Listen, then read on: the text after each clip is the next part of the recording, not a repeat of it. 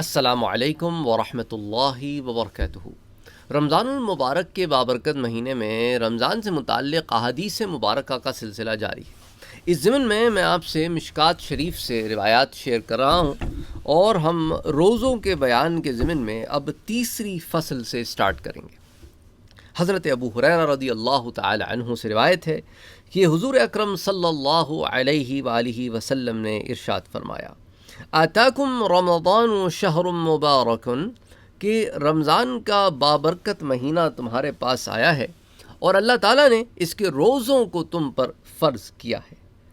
اور اس مہینے کا عالم یہ ہے جس کے بارے میں حضور نے فرمایا کہ آسمان کے دروازے کھول دیے جاتے ہیں، اور اس پر میں نے آپ کو پہلے بھی بتایا تھا کہ بعض احادیث مبارکہ میں یہ صراحت ہے کہ جنت کے دروازے کھول دیے جاتے ہیں، اور بعض میں کہ آسمانوں کے دروازے کھول دیے جاتے ہیں۔ مراد ایک ہی ہے، یعنی کہ رحمتوں کا نزول بھی ہے، اور اللہ تعالیٰ جو ہے اپنے بندوں کو جنت میں داخل بھی فرماتا ہے کثیر تعداد میں۔ اور مزید فرمایا دوزخ کے دروازے بند کر دیے جاتے ہیں، یعنی ایمان والوں کے لیے دوزخ کے دروازے بند کر دیے جاتے ہیں کہ زیادہ سے زیادہ نیکیاں کما کے اپنے آپ کو جنت کا مستحق بنا سکو۔ جہاں تک کفار کا تعلق ہے، مشرکین کا تعلق ہے، تو ان کے لیے وہی معاملہ ہے کہ جو کفر و شرک کی حالت میں مرے گا اس نے ایونچولی جانا تو جہنم میں ہی ہے۔ جہنم کے دروازے بند کر دیے جاتے ہیں اور جنت کے دروازے کھول دیے جاتے ہیں ایمان والوں کے لیے، کیونکہ روزے ایمان والے رکھتے ہیں، اور روزے کی قبولیت کے لیے ایمان شرط ہے۔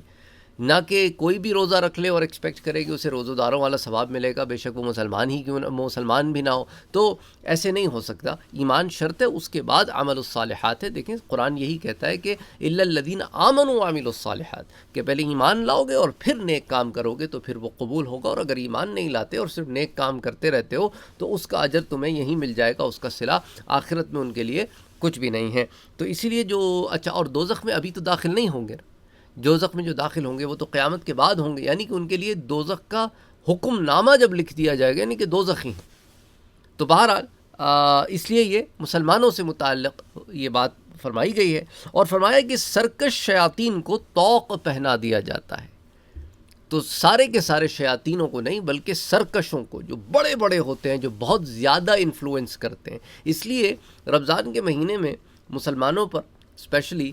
انفلوئنس کم ہو جاتا ہے فرام آؤٹ سائڈ۔ اب وہ اندر کا نفس جو خراب ہو گیا ہے وہ تو کرتا رہتا ہے، اور جو سرکش شیاطین نہیں ہیں، چھوٹے موٹے شیاطین ہیں یا موکلات ہیں، وہ انفلوئنس تھوڑا بہت کرتے رہتے ہیں، لیکن زیادہ تر انسان اپنے نفس کے حوالے ہوتا ہے کہ وہ گندگی کی طرف جب ابھارتا ہے نا اپنے آپ کو، تو پھر باہر سے معاونت آ سکتی ہے، لیکن انسان اندر سے بڑا سٹرونگ ہو جاتا ہے اگر، تو پھر باہر کی معاونت جو ہے اتنی اثر انداز نہیں ہوتی۔ لیکن یہ معاملہ یہیں رمضان کے مہینے تک یوں ہے کہ یہاں پر آپ نے اپنی نفس کی تربیت کرنی ہے اور گناہوں سے اپنے آپ کو بچانا ہے۔ کسی گناہ کا خیال ہے، کوئی گناہ کی طرف رغبت ہو تو لا حول ولا قوت الا باللہ العلی العظیم کہہ کر پیچھے ہٹ جانا ہے۔ اپنے